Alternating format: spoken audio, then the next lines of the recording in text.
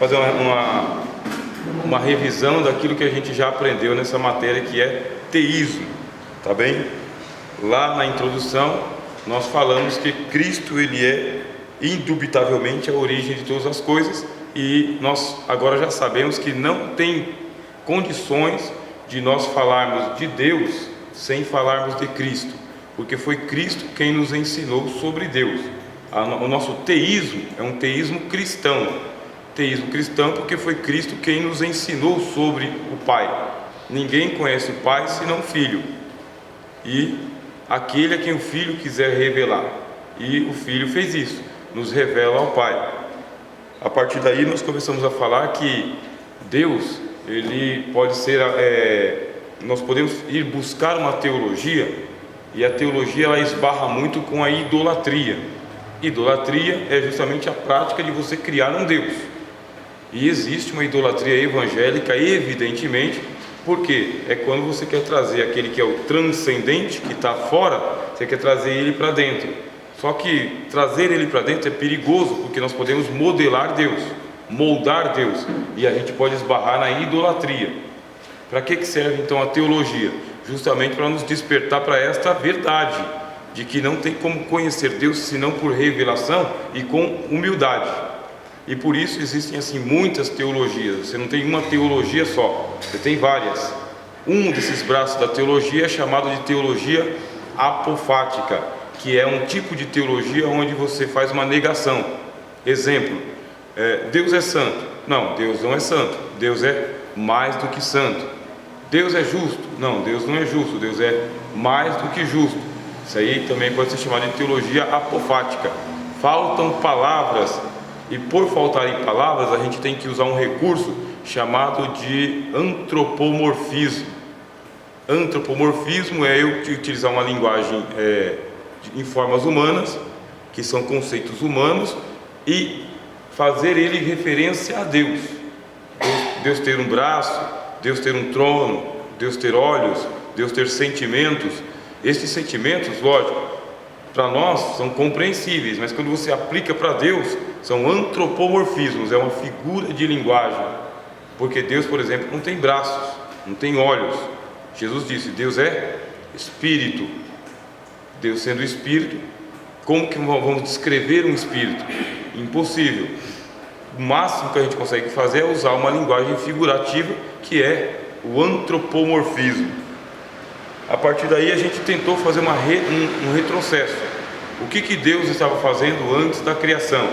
E o que nós descobrimos? Que Deus, antes da criação, ele estava em Deus. Deus em Deus. O Pai, o Filho e o Espírito Santo estavam em contemplação eterna de um para com o outro. Contemplação eterna quer dizer que era o Pai para o Filho e para o Espírito para o Pai e para o Filho, e assim por diante. É um para o outro. Já estavam em trindade, tá bem? Isso é uma doutrina ortodoxa. Ou seja, Deus Pai, Deus Filho e Deus Espírito Santo. A doutrina da trindade.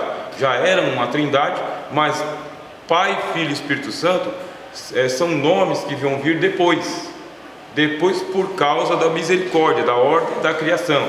Na hora deles se revelarem, na hora deles se mostrarem, um assumiu a paternidade, o outro assumiu a filiação e o outro assumiu a espiritualidade santa. Pai, Filho e Espírito Santo. Um Deus, três pessoas.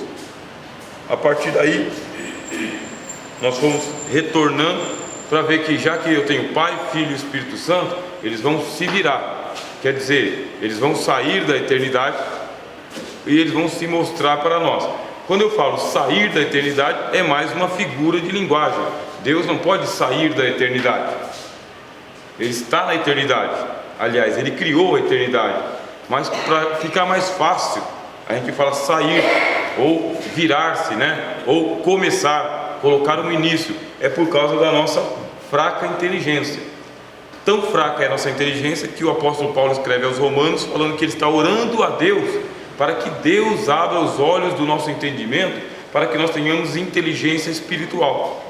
Se Deus não nos der inteligência espiritual, por mais que se explique, a gente não entende, porque são coisas, o apóstolo Paulo falou aos Coríntios, que são inefáveis. Não existe dicionário na Terra para poder descrever o que é.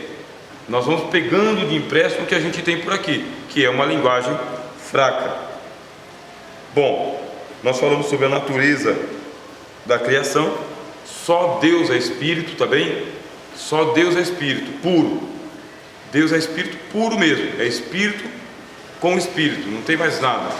E fora de Deus, aí você vai ter espíritos que são espíritos compostos. É Espírito mais alguma coisa, Espírito mais matéria, Espírito mais ar, Espírito mais luz, Espírito composto. Espírito puro, só Deus. E a criação? A criação já é um espírito misto ou composto, tá bem? É algo a mais. E toda a criação, ela é uma criação assim, que ela tem que se materializar. Toda a criação. E existem matérias que são invisíveis, mas é matéria também, porque Deus criou o mundo em dimensões diferentes uma das outras. A gente parou na semana passada com um pouco de polêmica, porque se Deus criou todas as coisas, nós temos o problema do mal. Será que Deus é a origem do mal? De acordo com os profetas do Antigo Testamento, sim, tá? Eles admitem que Deus é a origem de todas as coisas, consequentemente do mal também. Quer dizer que o Lúcifer não é o gerador do mal, só que Lúcifer, que é o famoso Satanás, ele é o principal agente, ou o primeiro agente. Quer dizer que ele coloca o mal para andar, mas quem criou foi Deus. Uma das ideias que a gente tem sobre o mal é o seguinte, que Deus criou o mal assim, potencial, bem? O mal potencialmente. Deus criou todas as coisas, diz o livro de Provérbios, até o ímpio para o dia mal. Então, uma ideia que a gente tem é o seguinte: as coisas ruins que acontecem, o mal que acontece, Deus criou potencialmente. Só que Ele criou agentes, e os agentes são os seres, os anjos e os homens. E se Ele criou esses agentes, Ele advertiu, Ele disse o seguinte: não mexa no mal. Para o homem Ele disse: não coma da árvore do conhecimento do bem e do mal, porque no dia que você comer, você desencadeia o efeito dominó. O mal vem ao mundo. Deus criou o mal potencialmente e, vamos dizer assim, figura de linguagem, lacrou, deixou o mal no canto dele. Mas teve um agente, que para nós é conhecido como Satanás. Ele foi lá e abriu o copo, deslacrou o copo, ele soltou o mal, ele ativou o mal. A partir daí o mal foi tomando conta, e o mal vai se alastrando. Deus pode ter originado o mal, agora na hora de ativar, foi outra pessoa que ativou, por causa que usou o que a gente chama de liberdade, né? Ou de livre-arbítrio. A gente chama de livre-arbítrio. Qual é o ponto que nós estamos hoje? Tá bem? Hoje nós estamos aí na nossa apostila. Quem tem a apostila, encontre aí, tá bem? Natureza da criação, que é o tópico B, tá bem?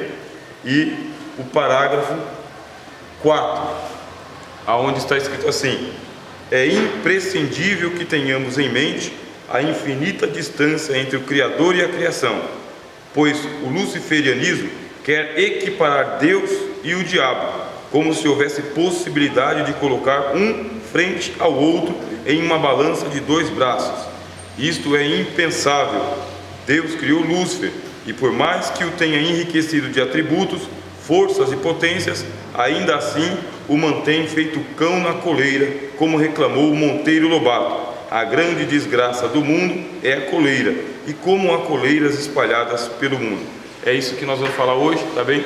Sobre a transcendência de Deus, vamos falar sobre a imanência de Deus e também sobre o distanciamento qualitativo de Deus.